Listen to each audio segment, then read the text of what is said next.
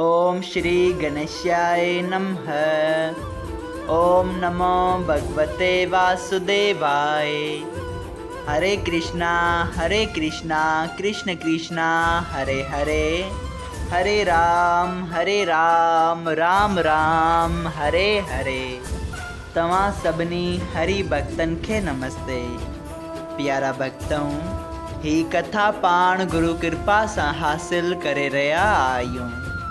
श्री गणपति सरस्वती जो दरे ध्यान करिया थो मां भागवत महापुराण जो बयान, जैमें व्यासदेव ऐं श्री सुखदेव जी कयो आहे श्री कृष्ण लीला जो गुणगान। सबई चओ जय भागवतम महापुराण।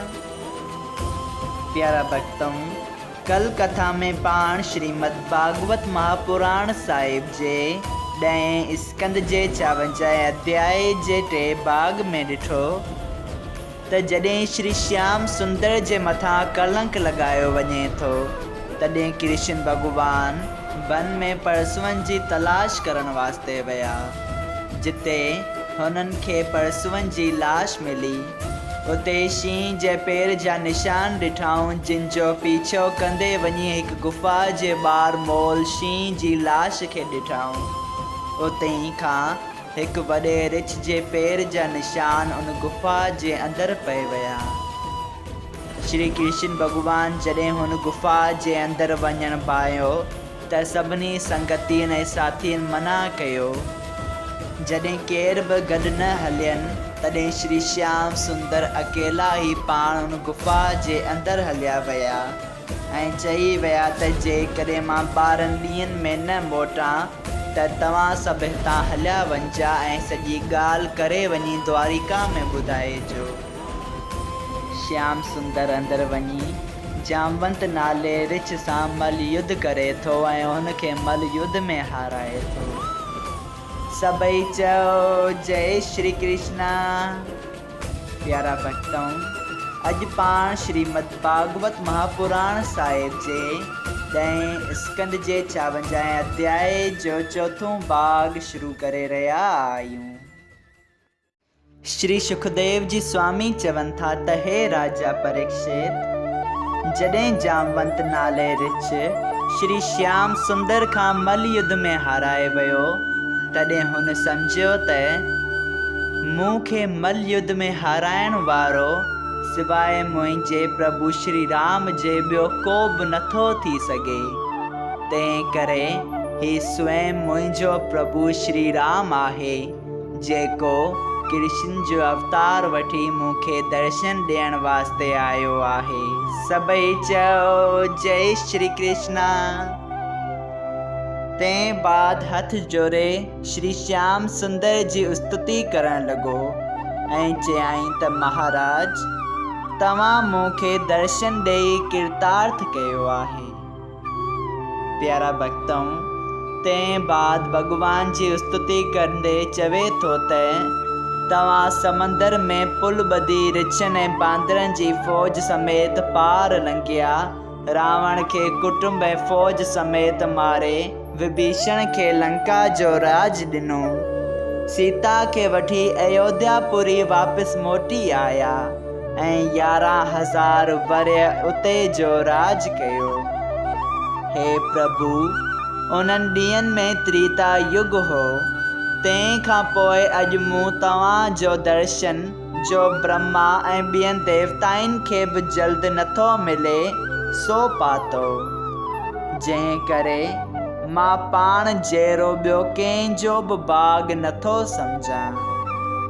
हे दीनानाथ, जीअं तव्हां दया करे पंहिंजा चरण हिते आंदा आहिनि, तीअं दयाल थी पंहिंजे अचण जो सबबु ॿुधायो। सबई चओ जय श्री कृष्णा। इहा ॻाल्हि ॿुधी श्री कृष्ण चयो, हे जामवंत, मां तुंहिंजे स्तुति करण मां ॾाढो ख़ुशि थियसि। जामणी तुंहिंजी कन्या हथ में खणी रांदि वेठी करे तंहिं मणीअ जी चोरी थियण जो कलंक सतराजित यादव मुंह ते लगायो आहे।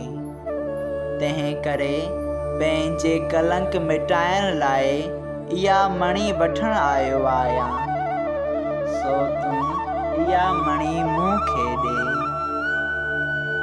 इहा ॻाल्हि ॿुधी जामवंत दिलो जान सां ख़ुशि थी वेनती कई, महाराज, मूं वटि हिकिड़ी सेमतक मणी ऐं ॿी जामवंती नाले कन्या, इहे 2 मणियूं जे ॿई तव्हांजे बेटा करियां थो। दया करे क़बूल करियो, जंहिंमें मुंहिंजो छुटकारो थिए। इहा ॻाल्हि ॿुधी श्याम सुंदर चयो, तमामु चङो, मूं तुंहिंजो चवणु मञियो। हाणे जामवंत ख़ुशीअ सां पंहिंजी कन्या श्री कृष्ण खे परणाए उहा मणी ॾाज में ॾिनी। हेॾां श्री कृष्ण भॻवान 27वें ॾींहुं जामवंत खां मोकिलाए सेमतक मणी ऐं जामवंतीअ खे वठी पंहिंजे घर हलियो। पर होॾां यदुवंशियनि 24 ॾींहंनि ताईं हिन जी वाट निहारी हुई। पोइ नाउमीद थी उतां रोईंदा पिटींदा द्वारिका में विया। जॾहिं राजा उग्रसेन, वासुदेव ऐं ॿियनि द्वारिका वासियुनि इहो हाल ॿुधो, तॾहिं नंढा वॾा स्त्रियूं ऐं पुरुष खाइण ऐं पीअण छॾे तमामु विरलाप करण लॻा ऐं सतराजित जे नाले ते घणो ई घटि वधि ॻाल्हाइण लॻा। केतिरनि त सतराजित खे मारणु घुरियो, पर बलराम जी उन्हनि खे मारण खां मना करे सम्झायो त तव्हीं का बि चिंता न करियो। हू त अविनाशी पुरुष सेमतक मणी खणी अजो अचे थो। टिनी लोकनि में को बि अहिड़ो कोन्हे जो हिन खे मारे सघे या दुख ॾेई सघे। जॾहिं बलराम जे सम्झाइण सां बि कंहिंखे धीरज न थियो, तॾहिं रुक्मणी ऐं सभई स्त्रियूं कृष्णचंद्र जूं रोईंदियूं व्याकुलताईअ में भरिजी पंहिंजे पंहिंजे महल मां ॿाहिरि निकितियूं ऐं पाण में गॾिजी द्वारिका वासियुनि समेत मोहिणी मूरत खे ॻोल्हण लॻियूं। सभई चयो, जय श्री कृष्णा।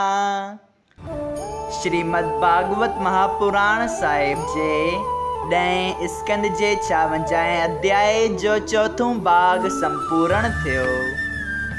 अगरि तव्हां सभिनी हरि भक्तनि खे हिन कथा मां लाभ हासिल थियो हुजे त कृपया हिन कथा खे ॿियनि हरि भक्तनि सां शेयर कजो त उन्हनि जो बि भलो थिए ऐं तव्हांजो बि भलो थिए। सभई चयो, जय सिया राम, राधे राधे।